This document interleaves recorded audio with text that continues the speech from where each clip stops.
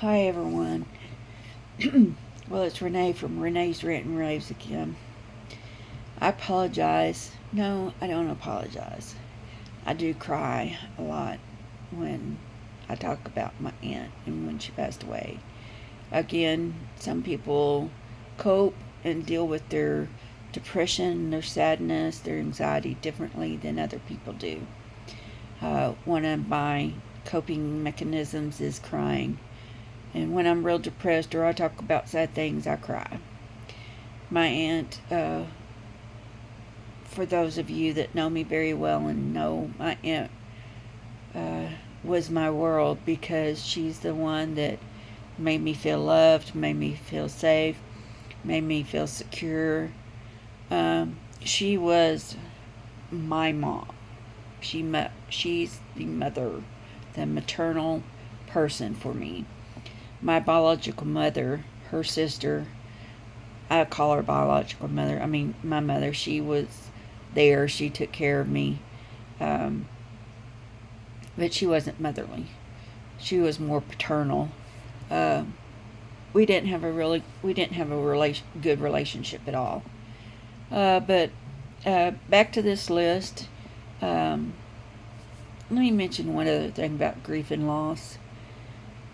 Until you have experienced it or you have experienced it, do not tell anyone.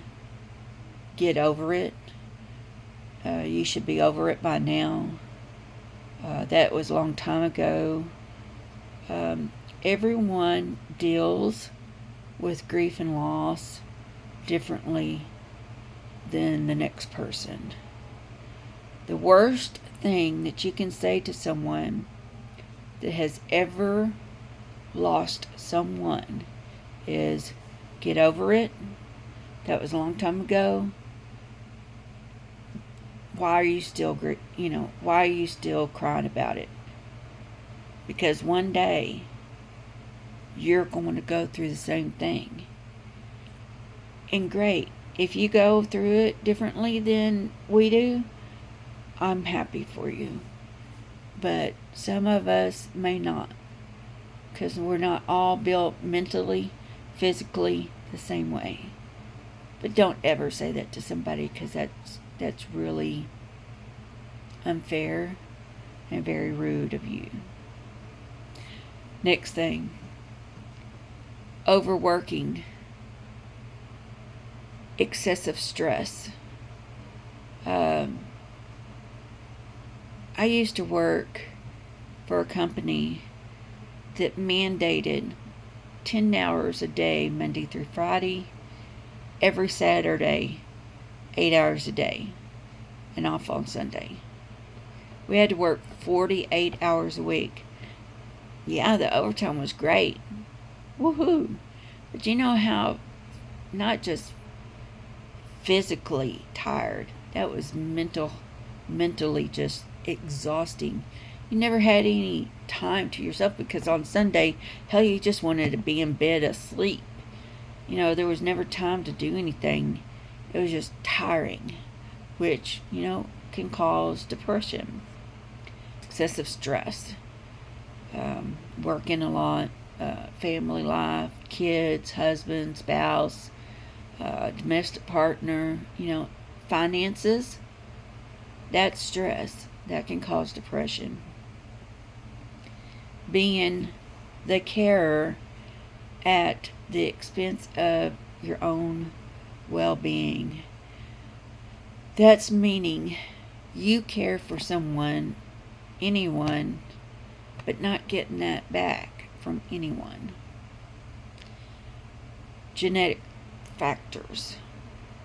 That means that somebody in your family down the line that you may not know or you do know that has had depression in their lifetime, like bipolar, schizophrenia. It could be genetically passed down throughout the bloodline. So you may not ever get it full-fledged, or you could be a carrier of it and pass it on to your children. Now that I look at it, I believe my grandmother was a depressed person. They would have never said it. She just, drank, you know. But, looking back and the way she held herself and things, I believe she was depressed. And my mother, I believe my mother was bipolar. And she was mad at the world, mad at the way things were. Yeah. My aunt, I believe she was, yeah, I believe she was. So I believe I genetically got it from my maternal side for sure. I don't know about my paternal side, but I had some things happening in my lifetime and then genetically carrying it. So I just got stuck like Chuck. Lack of fulfillment. I took some roads in my life that I regret. I had goals in my life that I wanted to challenges and goals that I had set for my life, and I never met them because there was choices I made instead, because I let my heart lead me instead of my head, my brain. Lessons learned, hard lessons learned. That's where I am. That's where I am now. So just think about the choices you make, the pros and cons. That's why I always tell my daughter what I tell her and her friends. Think about the choices you make and what's going to possibly happen with those choices, because you may regret them someday. And some choices I've made in my life I regret, especially May 15th, 1981. That's a choice in my life that when you got a fork in the road, I took the wrong fork in that road, which led to some choices that I shouldn't have made. Lifestyle factors. Well, depending on what kind of lifestyle you live, where, when, how, with who, around who. Body image issues. You may not like how you look, your hair, your facial features, the color of your skin, your body image.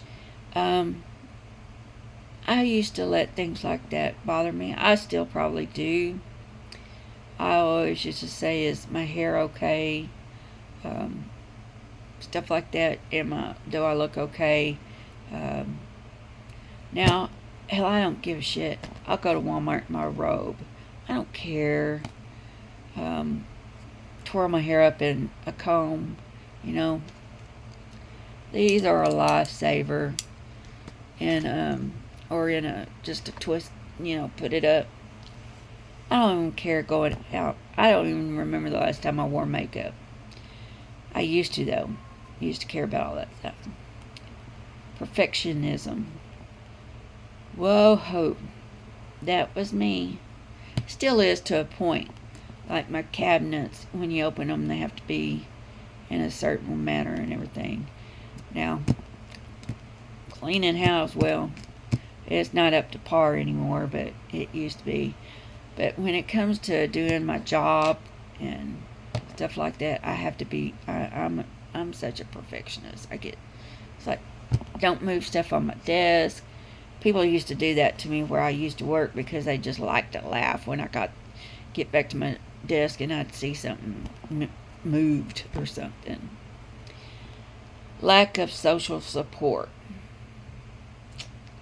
Well, that could mean your friends aren't there for you as much as you are there for them, or you don't have any friends supporting you. It just means that you don't have any support. Low self-esteem.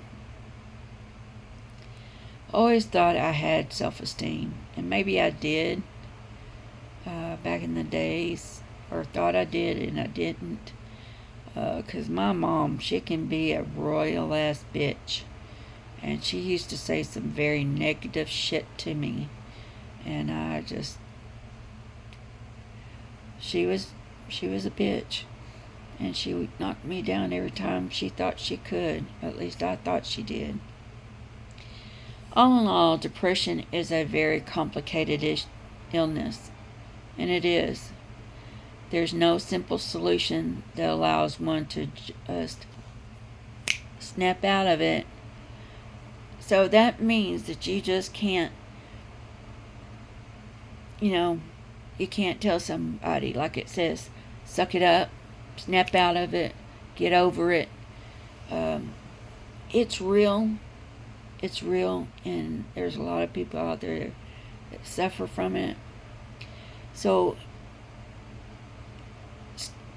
if someone tells you they're sad or something like that, stop the stigma of somebody being depressed. Don't make somebody think that, quote, something is badly wrong with them, or they should be ashamed that they're depressed, or they have a mental health issue. Don't ever make them feel bad, because they are suffering from something already that they are probably ashamed of. That's why they've never opened up. If you think one of your friends has a mental health issue, whether it's anxiety, depression, or something other than that, just try to talk to them in a caring deal. Don't just come out and say, hey, are you anxious? Are you depressed? Try to just say, hey, how are you doing? You want to go to the park, walk around? I see that you haven't gotten out in a few days. Hey, you want to go up to Walmart and shop around? Or, hey, you want to go to the grocery store with me? We can go and get both of our shopping lists. Just do something like that, and don't make someone ever feel bad because they have a mental health issue. Because someday it could be you, one of your children, or one of your family members. Just always think about that. So, if you know me, don't ever make me feel bad that I've finally opened up about it.